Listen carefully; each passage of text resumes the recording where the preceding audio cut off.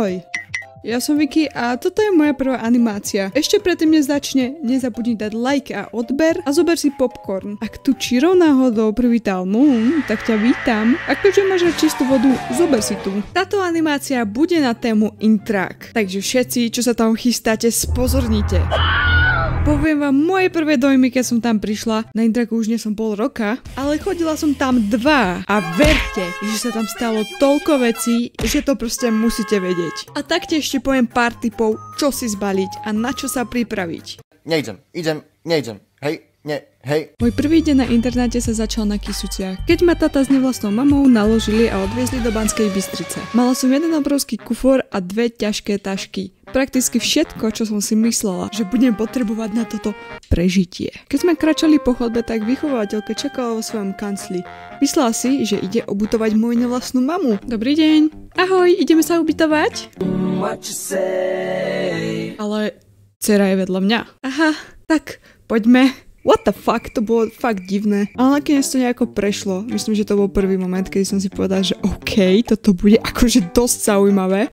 Na izbu som prišla ako prvá, tak som mala možnosť si vybrať stranu. Keďže moje spolubývajúce tam ešte nebolo a mimochodom nikdy som mu nevidela, ani ho nič nepočula, čo bolo tiež dosť divné, keďže idete bývať s človekom, ktorého ste nikdy predtým nevideli, ale vybrala som si ľavú stranu logicky, pretože spávam väčšinou na pravom boku, takže nechcem, aby ma niekto videl. Intrak vyzeral celkom fajn, až na tú stenu, ktorá občas spadala a padala z nej farba. Prepáčte, ale tá stena, to padá farba? No, trošku áno, ale vieš, to je bežné. Ale nie je to až také hrozné, nie? Ale to je jedno. Intrak vyzeral celkom dosť fajn a hlavne za tú cenu. Ale ani neviem, čo bolo lepšie, ten zahambený tón mojej vychovateľky, alebo to, že sa to snažila povedať ako normálnu vec. No, každopádne, moja nová izba vyzerala tak trochu ako prázdne miesto s kúskom nábytku, teda aspoň na rozdiel od mojej izby. Cítila som sa tam reálne ako v nejakom väzení. Keď rodičia odišli, tak nastal prvý reálny moment samoty, kedy som si povedala, že asi tu budem fakt sama. Sadla som si na posteľ a jediné, čo som si povedala, bolo do piče! O takú pol hodinu, keď som si už konečne vypalila veci, prišla moja spolubývajúca. Bolo to dosť divné, pretože ako som hovorila, bol to človek, ktorého nepoznám, bol to iný človek a pre moje nešťastie bola veľmi handlivá. Nechcela sa rozprávať, ledva som z nej vyťahla nejakú vetu, keď odpovedala, bolo to strašne ticho. Cítila som sa dosť zle. Keďže som extrovert, som sa snažila z nej vyťahnuť aspoň jedno zmysluplné slovo, ale po niekoľkých pokusoch som to fakt už zdala, pretože fakt som nemala na to energiu. A tak som namiesto toho išla radšej na prechádzky, išla som sa pozrieť do parku, do nového nákupného centra, pretože som to mesto nepoznala. Ten park bol asi 10 minút peši od internátu, takže to bola fakt, že dobrá terapia po tom dlhom dni. Keď som sa večer vrátila z prechádzky, myslela som si, že už to nemôže byť horšie. Išla som do izby, zapísala sa, že už som na internáte, keďže vychádzky som v tej dobe mala iba do 17, pretože sme boli prváčky. Tak som prišla do izby a zrazu sa niečo dialo na chodbe, veľa báb sedelo na zemi, tak som sa tam prišla pozrieť, čo sa vlastne deje. Všetci sa tam zoznamovali a rozprávali a zrazu sa stalo toto. Kto pozerá Harryho Pottera? Ej, povedzte to. What the fuck? To čo je za typkyňu? Ja ho pozerám, ja ho nepozerám.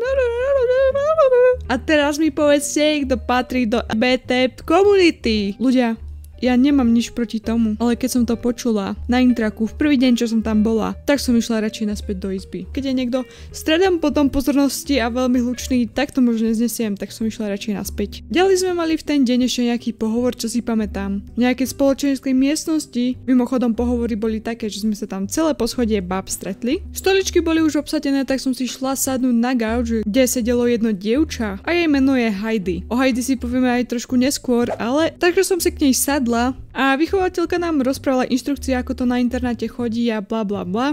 Budete poslúchať, vy m***ky! My sme si s Heidi nejak sadli, začali sme sa smiať a odvtedy sme sa stali kamoškami. A to sme ešte netušili, že budeme potom ďalšie 2 roky spolu na izbe a budeme jedni z najlepších kamarátiek. Pozdravujem ťa, Heidi, si strašná šéfka. Potom som už išla do sprchy a spať. Mimochodom, prezliekať sa v izbe, kde sa nemáte ani kde skryť, bolo dosť čudné pred niekým do nejakého oblečenia. Takže varujem vás, súkromie na internáte nebudete mať žiadne. A teraz vám chcem povedať pár vecí, čo si určite musíte so sebou zbaliť. robiť a na čo sa pripraviť. Prvá vec, sa pripravte na to, že tam budú fakt všelijakí ľudia, ktorých musíte tolerovať. A bohužiaľ aj znášať, aj keď nájdete si tam kopu super kamarátov a kamarátstiev, ktoré vám možno ostanú už do konca života. Za druhé, budete konečne samostatní, musíte všetko po sebe upratovať, musíte si variť, teda ak nechodíte na obedy, hospodáriť s peniazmi a podľa mňa je to super vec, pokiaľ chcete ísť na intrak a prichystať sa do dospelosti. Dala by som vám takú radu, že zbalte si aj náhradné oblečenie, pretože ja som tú chybu spravila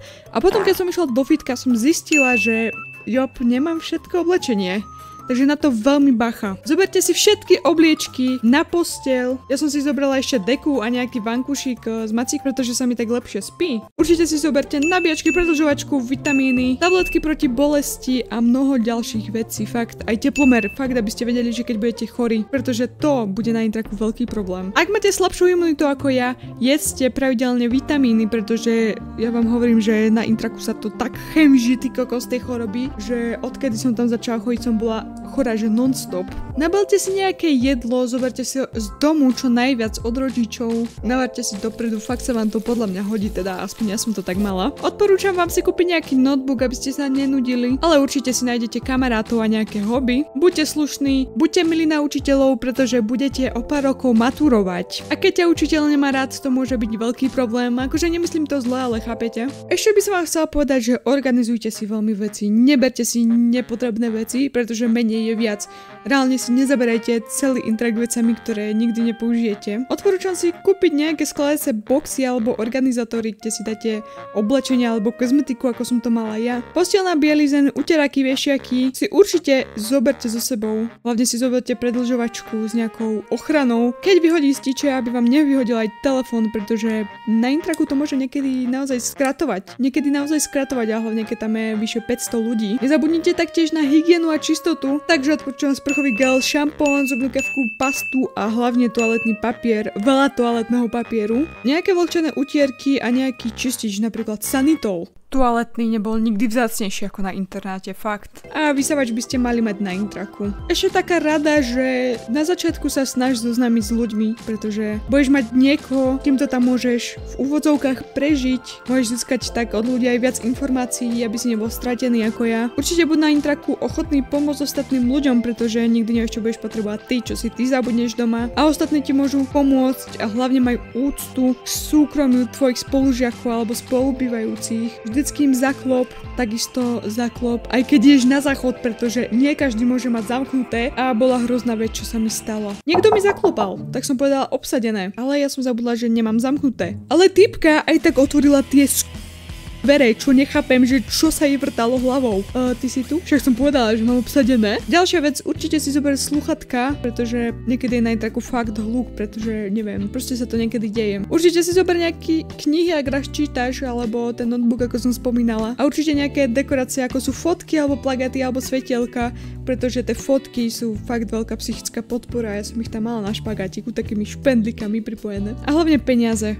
Sleduj si svoje výdavky, daj si týždenný rozpočet na jedlo, zábavu a kávičky a máš vždycky nejakú zálohu, aby si nezistil, že keď pôjdeš v piatok domov, že nebudeš mať žiadne peniaze na autobus alebo vlak. Že fakt úplne confused som z toho doteraz, ale okej. No a ostatok si povieme v ďalšej animácii. A ja vám veľmi pekne ďakujem, že sa kúkali až do konca. Dúfam, že sa vám táto animácia páčila, bola celá inšpirovaná podľa Moona, takže budem rada, ak mi zanecháte like a odber. Dalo to naozaj veľmi veľa práce. Viem, že animácia nebola bezchybná, vidím tam aj ja tie chyby, ale bohužiaľ s mojimi aktuálnymi vecami sa nedá až tak veľmi s tým vyhrať. A hlavne môj počítač, keď nestíha. Dole v popisku máte Discord, kde sa môžete prihlásiť, mám aj vlastný Minecraft server, takže môžete so mnou hrať. Ešte predtým, než napíšeš koment, kopíruješ Moona, tak si prečítaj popisok. Prosím. Ešte vám chcem takto nakoniec povedať, prečo som túto animáciu spravila. Ako som už povedala, chcem, aby som ma všimol Moon, nechce pomôcť nejakými animáciami. Za druhé som malý tvorca, ktorý sa potrebuje nejako zviditeľniť. Možno to niekomu bude pripadať ako hnusné, ale myslím si, že moje videá stoja za to. Napríklad zostrihy z My Summer Car, alebo streamujem veľmi často,